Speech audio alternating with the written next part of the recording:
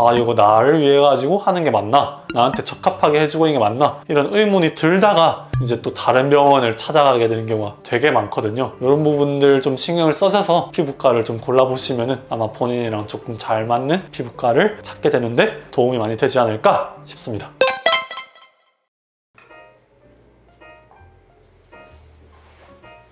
안녕하세요. 네. 뭐하고 계세요?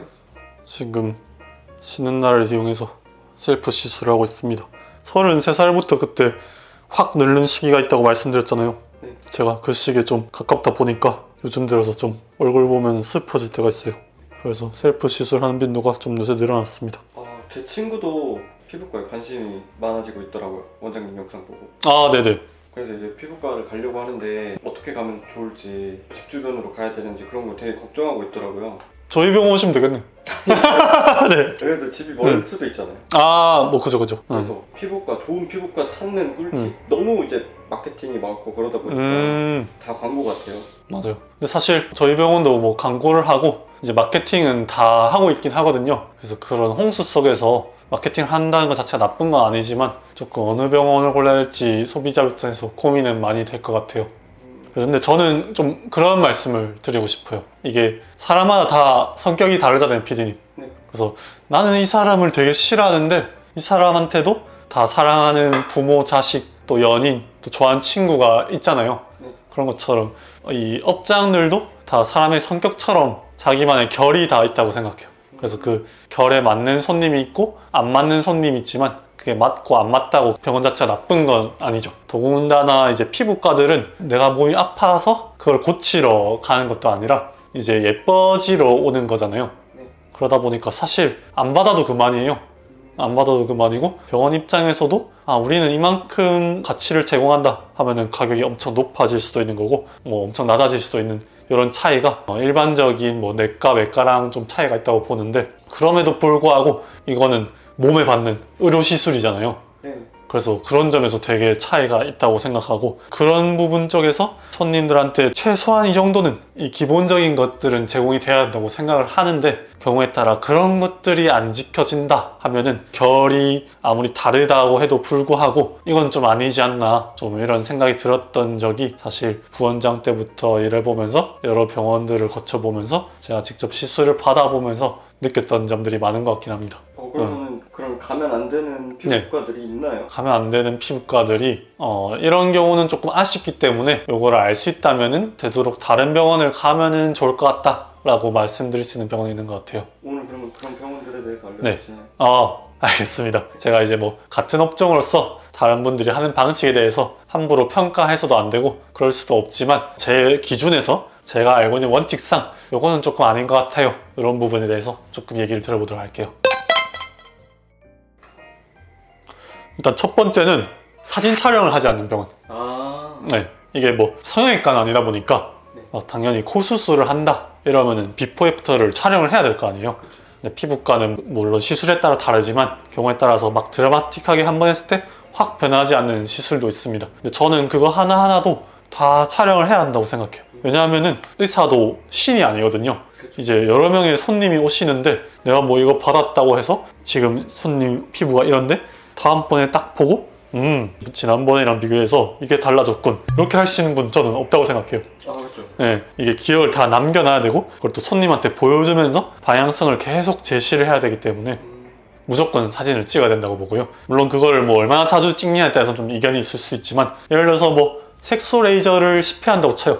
이제 얼굴이 밝아지고 기미를 없애려고 하고 하는데 이제 사진 촬영 안 한다. 그럼 회차마다 레이저를 쏘는데 뭐 다음번에 얼마나 좋아졌는지 이제 손님한테 설명할 수도 없고 손님이 보여달라 하면은 뭐 보여줄 수도 없고 이거는 약간 우리가 이렇게 시술을 하고 있고 여러분의 피부가 이렇게 변하고 있어서 이렇게 돼가고 있습니다 라고 설명해야 되는 것에 대한 조금 직무유기가 아니지 않나. 그리고 또 그거를 직접적으로 보지 않으면은 본인도 얼마나 잘 되는지 평가가 힘들거든요. 저는 기본적으로 해서 사진 촬영을 진행하는 피부과를 가야 한다 라고 말씀드리고 싶습니다. 그러면 또 사진 촬영 말고 피해야 될 병원이 있을까요? 사진 촬영 말고 너무 과한 가격 할인을 장기간 동안 계속 진행하는 병원은 조금은 요주의해야 되지 않나 싶습니다. 왜요? 네, 사실 가격이란 부분은 업장에서 정하기 마음대로요. 제가 말씀드렸다시피 여기가 사람 살리는 데거나 아픈 데를 낫게 해준 게 아니라 외모를 꾸며주고 조금 늙는 걸 방지해주는 데잖아요. 네.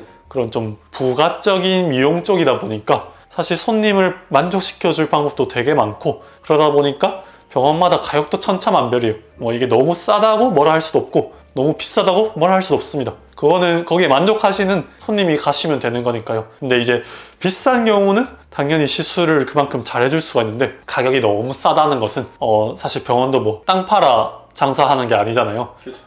이제 영리를 추구하면서 그 영리를 토대로 뭔가를 더 투자하고 그걸 투자해서 손님한테 더 잘해주고 이런 선순환 구조를 밟는 건데, 이제 계속 장기간 저수가로 지속이 되는 거는 다른 곳에서밖에 비용 절감을 할 수가 없어요. 다른 곳에서 그럼 어떤 적에서 좀 절감이 되느냐, 일단 인건비에서 절감을 하기 위해 한 명의 의사나 한 명의 직원이 가격이 싸면은 아무래도 손님의 N수 자체는 많이 와야 될 거 아니에요. 손님도 싸니까 많이 오고 병원도 가격이 낮으니까 손님이 많이 와야 일이 남으니까 많이 부를 것이고, 그러다 보면은 업장은 바빠지는데 이제 인건비 쪽에서 절감을 하려다 하다 보면은 한 명 한 명이 굉장히 바빠집니다. 굉장히 바빠지면은 이제 손님 한 분 한 분을 대할 때 내가 최상의 컨디션이 아니에요. 서비스를 제대로 제공할 수도 없고, 저도 굉장히 바쁜 곳에서 일해봤지만 10시부터 밤 8시까지 일을 한다 쳤을 때 계속 하루에 막 손님 7, 80명, 100명 보다 보면은 그렇게까지 보는 데가 있거든요. 저녁 때쯤 되면은 아무 생각이 없어. 이제 레이저 토닝 콜 받았어요? 손님 누워있으면은 인사하고 다다다다다다다다 쏘고 수고하셨습니다. 제모 콜 받으면은 제모 다다다다 하고 수고하셨습니다. 톡보톡스 있습니다 하면 복복복 수고하셨습니다. 그러면 안 되는데, 그런 환경의 업장에서는 그게 당연한 것이고 사람이 그렇게 돼요. 근데 손님 입장에서 이런 서비스에 물론 만족하시는 분도 있겠죠. 근데 저는 이렇게 힘들어지는 환경에서는 우리 몸에 하는 시술이다 보니까 조금 더 뭔가 잘못될 리스크가 더 커질 수 있다고 보고, 한 명 한 명 집중도가 떨어지기 때문에 의료 시술의 퀄리티 또한 필수 불가결하게 떨어질 수밖에 없지 않나, 조금 이렇게 생각을 합니다. 그렇기 때문에 너무 박리담회식의 병원일 경우에는 조금 전체적으로 바쁘게 돌아갈 확률이 높기 때문에 찾아가신 손님 입장에서 내가 조금 덜을 원한다면은 지양해 주시면 좋을 것 같아요. 그러면은 네. 일회성 시술이 아니라 네. 주기적으로 관리해야 되는 시술 같은 경우에는 네. 엄청 유명한 공장형 병원이라고 하나요? 네. 그런 데보다는 네. 좀 원장님하고 좀 소통할 수 있는 병원이 확실히 차이가 나겠네요.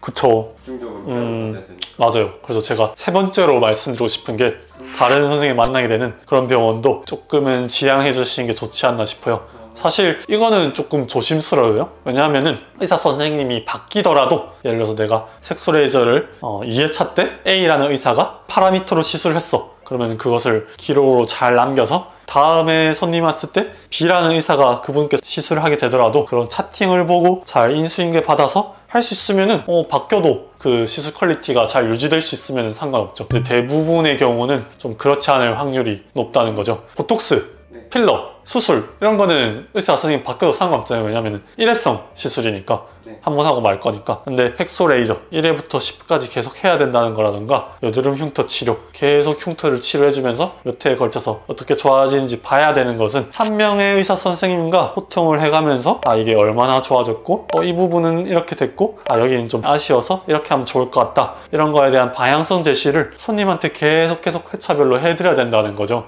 아무래도 이게 어떻게 좋아질지 손님 입장에서는 잘 모르잖아요. 근데 그때마다 선생님이 바뀌어서 그냥 앉아서 띠디디디 하고 수고하셨습니다 하고 가버리고, 다음번에 와서 또 다른 선생님이 와서 띠디디디 하고 가버리면은 누워있는 손님 입장에서는 좋아지는 거 맞아? 잘 되는 거 맞나? 물어볼 수가 없죠. 의사 선생님은 다른데 지난번에 이렇게 했는데요 하면은 이 의사쌤은 몰라. 제가 안 해가지고. 이거는 의료의 연속 손상에서, 또 의료 시술이라는 어쨌거나 사람 몸에 하는 일인데 그런 퀄리티상 조금 아쉬운 점이 많지 않나. 그래서 저는 물론 경우에 따라서 조금 바뀔 수도 있어요. 병원 사정이 진짜 불가피할 때는. 그렇지만 계속 그런 기조가 꾸준히 유지되는 형태의 병원은 조금 지양해 주시면 좋을 것 같습니다. 오늘 되게 많이 알려주시네요. 또 다른 병원도 있을까요? 네. 네 번째는 이제 100% 실장 상담입니다. 만 하는 것은 조금 피해라.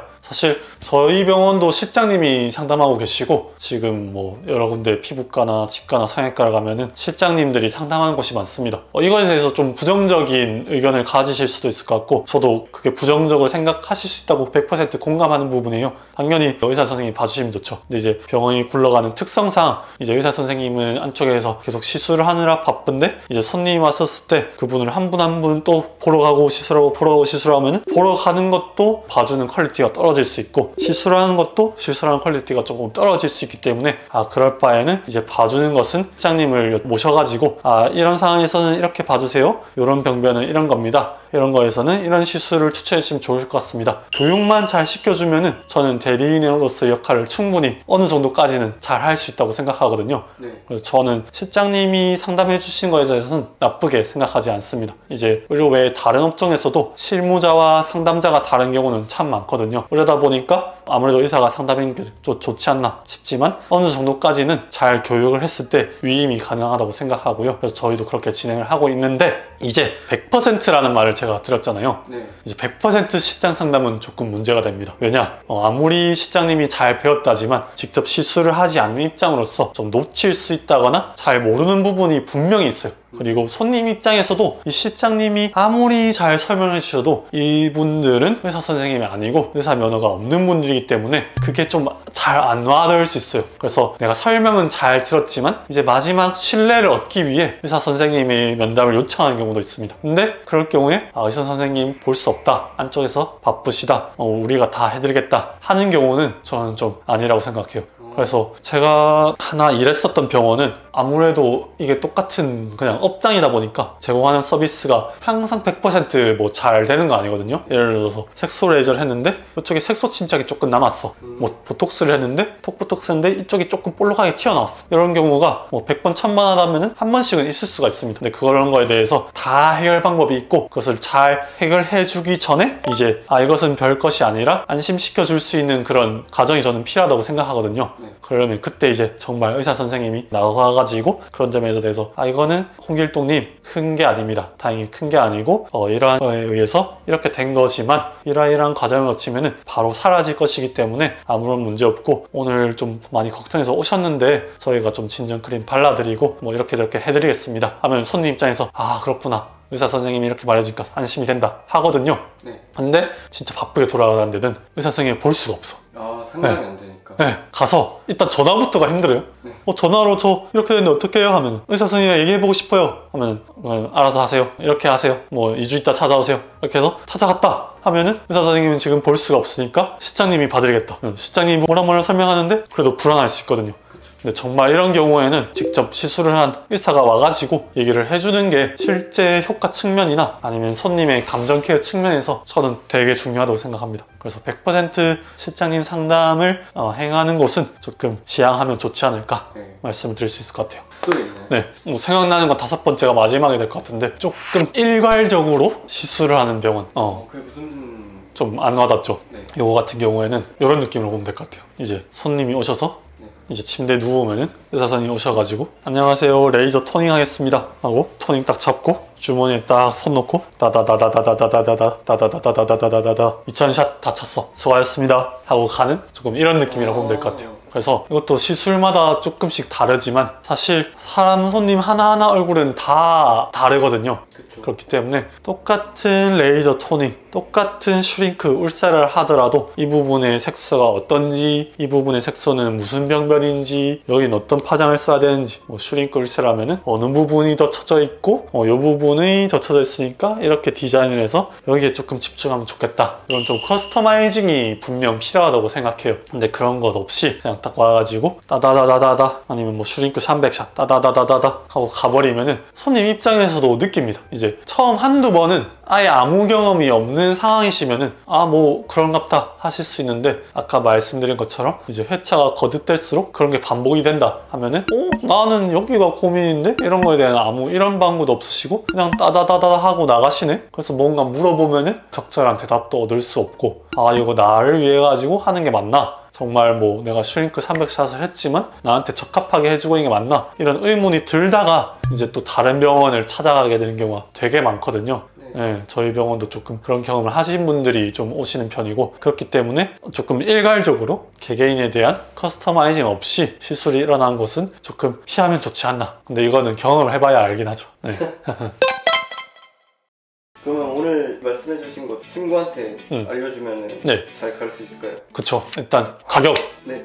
너무 장기간으로 싼 곳, 사진 촬영을 하지 않는 곳, 의사 선생님이 매번 바뀌는 곳, 실장님이 100% 상담하는 곳, 일괄적으로 시술하는 곳. 근데 이게 한꺼번에 이루어지는 병원이 좀 많습니다. 네. 아 진짜. 네네네. 아무래도 좀 그런 경우에는 처음 가도 조금 실망하실 수는 있죠. 네.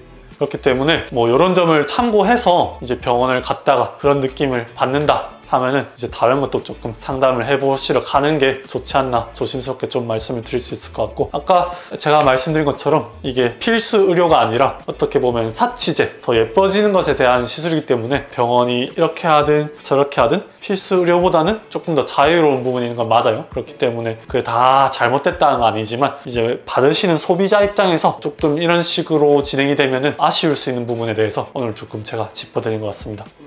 이런 부분들 좀 신경을 써서 피부과를 좀 골라보시면은 아마 본인이랑 조금 잘 맞는 피부과를 찾게 되는데 도움이 많이 되지 않을까 싶습니다. 친구한테 잘 말씀해 주시고 저희 병원도 한번 추천해 주세요. 네, 알겠습니다. 네, 이상 하원장이었습니다. 구독, 좋아요, 알림 설정. 네, 총총총.